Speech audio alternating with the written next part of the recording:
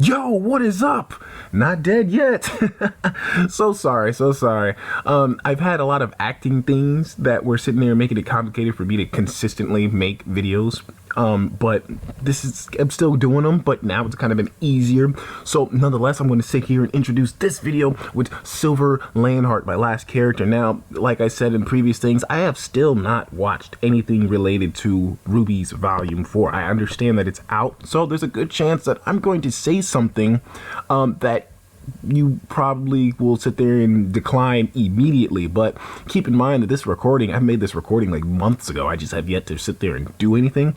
So please don't bite your nails on me just yet. Just hear it out, and you know, if it works, it works. If not, it doesn't. Thank you, and by all means, enjoy the show. Yo, what is up, everyone? Thank you so much for watching this video. I'm here to sit there and announce my last character for Team VEXS and to complete the whole set, Silver Leonhardt. Now, for those who are new to this and don't know what exactly I'm talking about, I do have 3 previous characters that I'll just leave out a link somewhere in the video or in the description for you to sit there and keep up in what Fan Friction Friday is also about.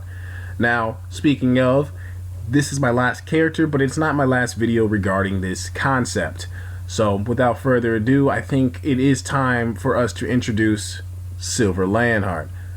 Now, as stated in previous videos, I will talk about Silver, give us a little background check, his appearance, his weapon, as well as his semblance I might dabble in, but of course, talk about how he can be relevant in the series RWBY for, once again, a season or 2.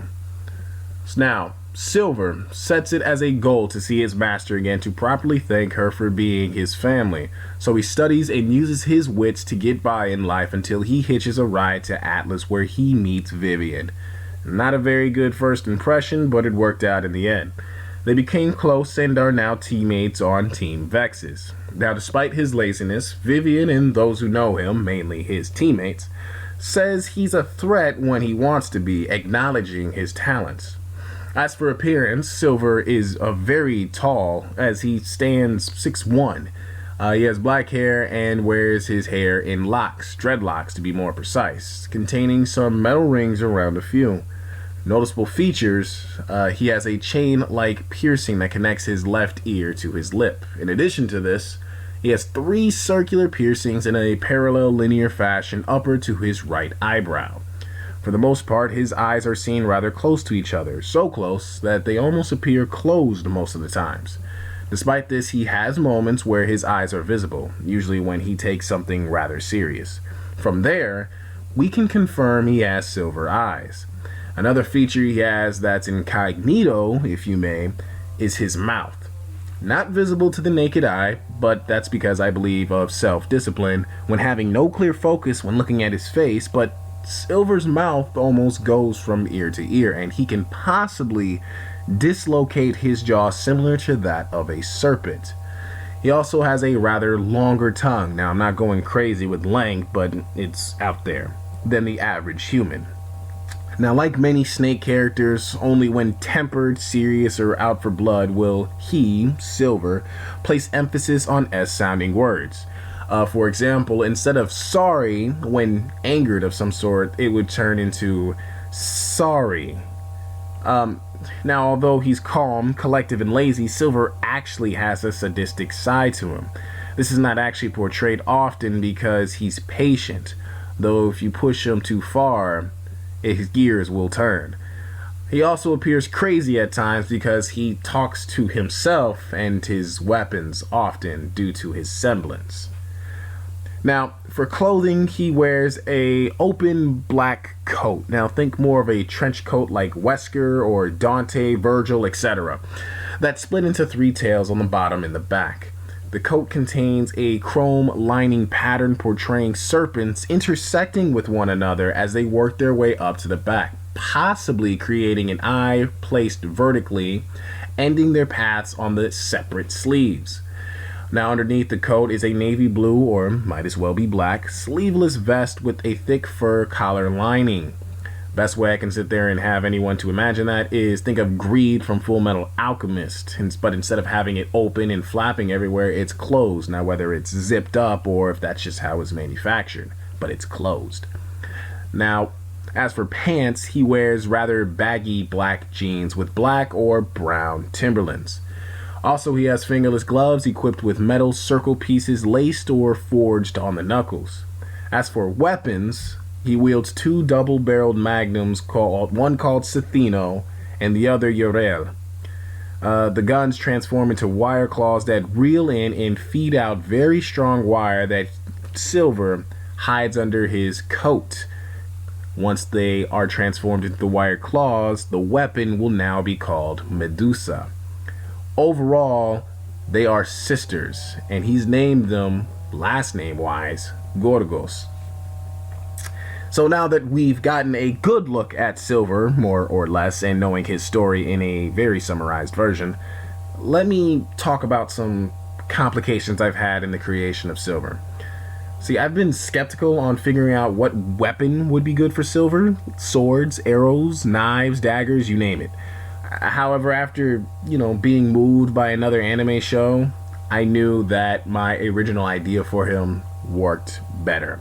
So I've decided to go a different route on the weapon because it was in my mind for a long time and hasn't been seen in the RWBY world just yet, so that only makes it more unique. In addition, it allowed me to go back to Vivian's original weapon, which I thought was cooler anyways. So as a side note, and for the first video of VEXS, Vivian's weapon, Limitless Blue, has now become a spear, which what it was originally. As I see, it fits better to appear different than Weiss, because how boring would it be if everyone just used a sword?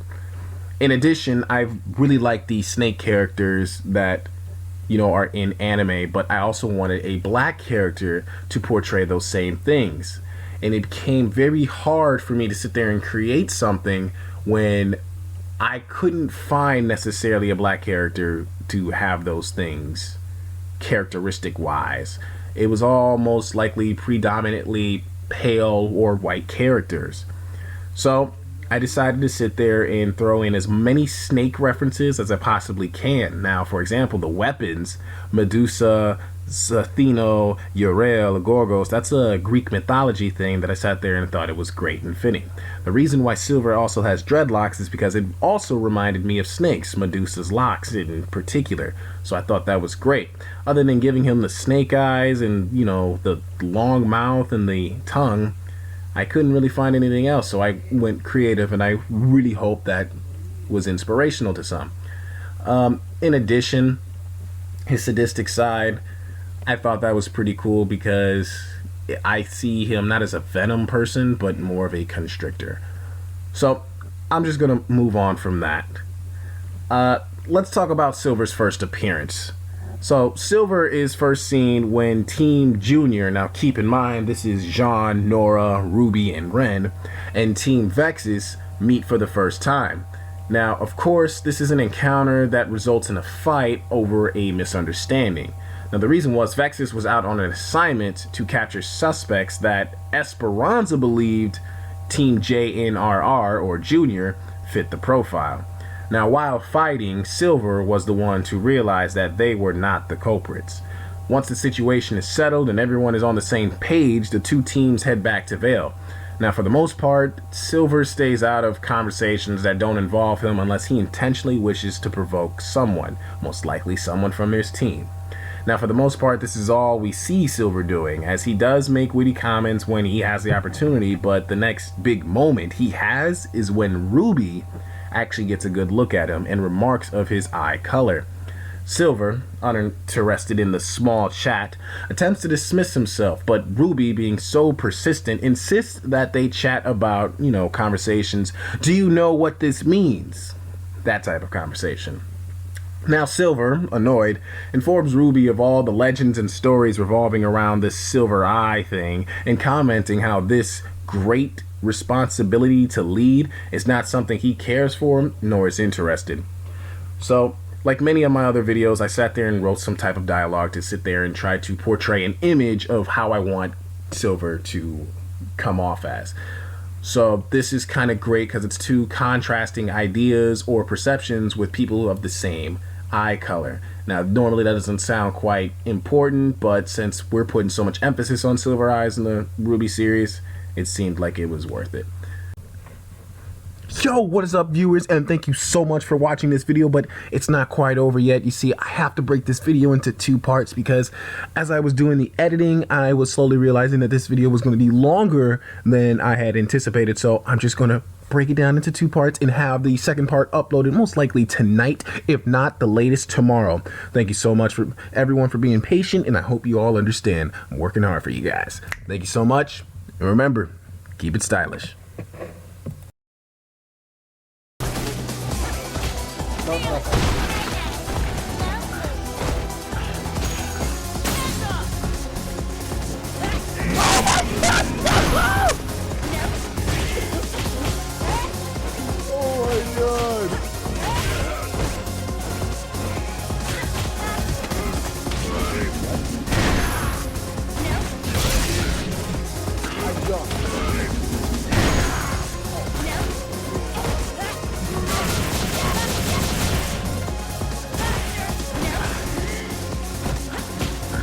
Oh my god, no. No. No. No, no, no, no. Oh, yeah. It doesn't matter. It doesn't matter.